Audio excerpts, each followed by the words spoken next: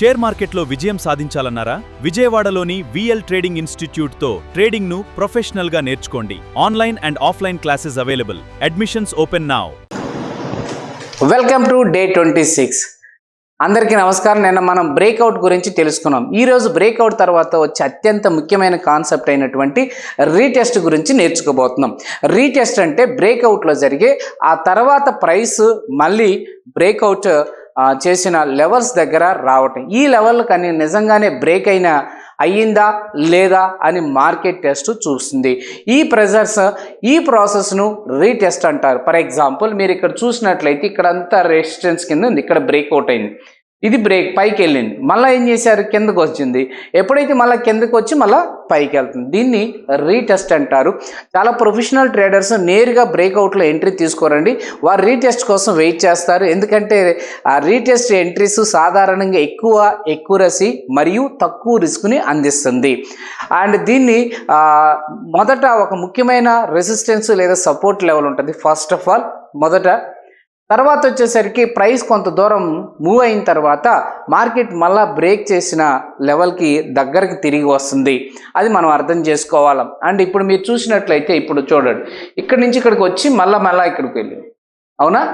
So మళ్ళీ ఇక్కడ retest. దీన్నే మనం ఏమని చెప్పచ్చు అంటే బ్రేక్ చేసిన లెవెల్ దగ్గరికి మళ్ళీ తిరిగి వస్తుంది కాబట్టి దీన్ని పుల్ బ్యాక్ లేదా రీటెస్ట్ అంటారు. రీటెస్ట్ పూర్తయిన తర్వాత మార్కెట్ మళ్ళా ఒరిజినల్ డైరెక్షన్లో మూవ్ అవుతుంది. ఇది పూర్తి రీటెస్ట్ స్ట్రక్చర్ అండి. దీని మార్కెట్ సైకాలజీ ఏంటి? దీని సైకాలజీ బ్రేక్అవుట్ జరిగిన వెంటనే చాలామంది ట్రేడర్స్ ఎంట్రీ తీసుకోవడానికి భయపడతారు. వారు కన్ఫర్మేషన్ కోసం వెయిట్ చేస్తారు. అదే సమయంలో పెద్ద ఇన్స్టిట్యూషన్స్ మరియు స్మార్ట్ మనీ ప్లేయర్స్ తమ పొజిషన్ను యాడ్ చేస్తూ ఉంటారు. ప్రైస్ తిరిగి బ్రేక్అవుట్ లెవెల్ని టెస్ట్ చేసినప్పుడు ట్రేడ్లో కాన్ఫిడెన్స్ పెరుగుతుంది. వారికి ట్రెండ్ని నిజమని నమ్మకం వస్తుంది. దీంతో కొత్త బయ్యర్స్ లేదా సెల్లర్స్ మార్కెట్లోకి ప్రవేశిస్తారు. అందుకే రీటెస్ట్ తర్వాత స్ట్రాంగ్ ట్రెండ్ కన్ఫర్మేషన్ మనకి కంటిన్యూ అవుతుంది. ఓకేనా? దీని యొక్క సైకాలజీ ఎలా, మన ట్రేడింగ్ ఎలా తీసుకోవాలి అండ్ మొదటగా జెన్యూన్ బ్రేక్అవుట్ను గుర్తించాలా. తర్వాత ప్రైస్ రీటెస్ట్ జోన్ దగ్గరికి వచ్చే వరకు వెయిట్ చేయండి. రీటెస్ట్ ఏరియాలో అండ్ బుల్లిష్ లేదా బేరిష్ కన్ఫర్మేషన్ క్యాండిల్ కోసం వెయిట్ చేయండి. కన్ఫర్మేషన్ వచ్చిన తర్వాత ఎంట్రీ తీసుకోవచ్చు. అండ్ స్టాప్ లాస్ను రీటెస్ట్ జోన్ కింద లేదా పైన ఉంచాలి. ప్రాఫిట్ టార్గెట్ కోసం ట్రెండ్ కన్ఫర్మేషన్ని ఫాలో చేయవచ్చు. రీటెస్ట్ ఎంట్రీస్ సాధారణంగా బెటర్ రిస్క్ రివార్డ్ రేషియోని అందిస్తుంది. అందుకే ప్రొఫెషనల్ ట్రేడర్స్ని వీటిని ఎక్కువగా ఇష్టపడతారండి. ప్రొఫెషనల్ ట్రేడర్స్ దీన్ని ఎక్కువగా ఇష్టపడతారు.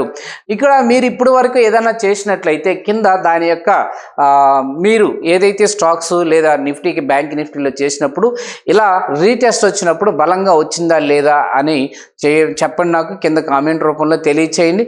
అలానే మీరు ఎవరైనా డీమ్యాట్ అకౌంట్ ఓపెన్ చేయనట్లయితే నేను ఏదైతే కింద రిఫరల్ లింక్ ఇచ్చానో ఆ రిఫరల్ లింక్ ద్వారా మీరు మాకు అకౌంట్ ఓపెన్ చేసినట్లయితే మీరు డైరెక్ట్గానే ఓపెన్ చేయొచ్చు. బట్ నాకు కొంచెం సపోర్ట్ ఇచ్చినట్టుంటుంది, అంతకంటే ఏమీ లేదు.